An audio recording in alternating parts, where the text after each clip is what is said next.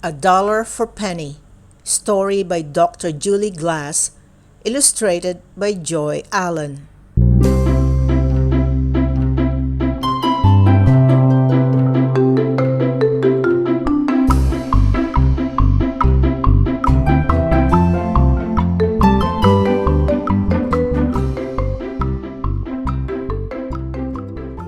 In the shade, I sell lemonade. I have pink. Stop and drink. My Aunt Jenny pays 1 penny. In my bank, 1 penny goes. The price goes up to 2 cents a cup. Uncle Pete buys 2. 4 cents is now due. In my bank, the pennies go.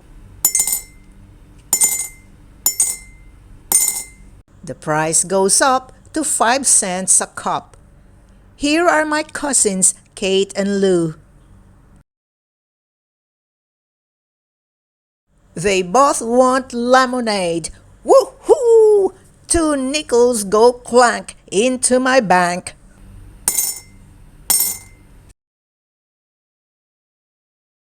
I have some lunch. Munch, munch, munch. For me, the lemonade is free. The price goes up to 10 cents a cup. Grandma Grime pays a dime. Into my bank, clink, clink, clunk.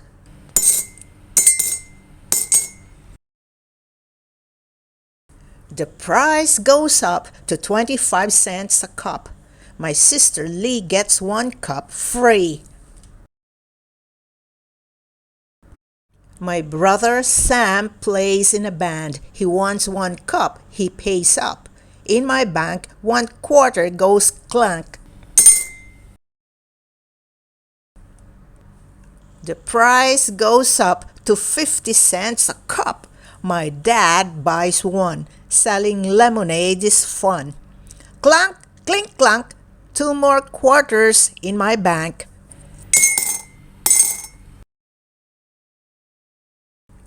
Time to count the total amount. 75 cents, 10 cents, plus 10 cents, plus 5 cents. Wow! I holler. 100 cents is $1.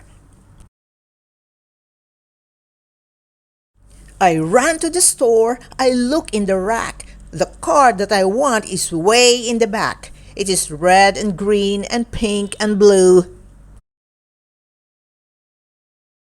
Inside it says, "Happy birthday, Mom. I love you."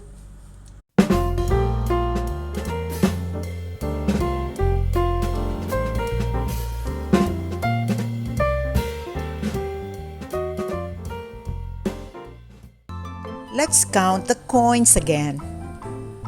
1, 2, 3, 4, 5.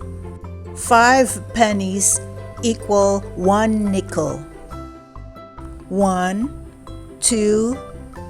2 nickels equal 1 dime. 2 dimes plus 1 nickel equal 1 quarter. 1, 2, 3, 4. 4 quarters equal $1.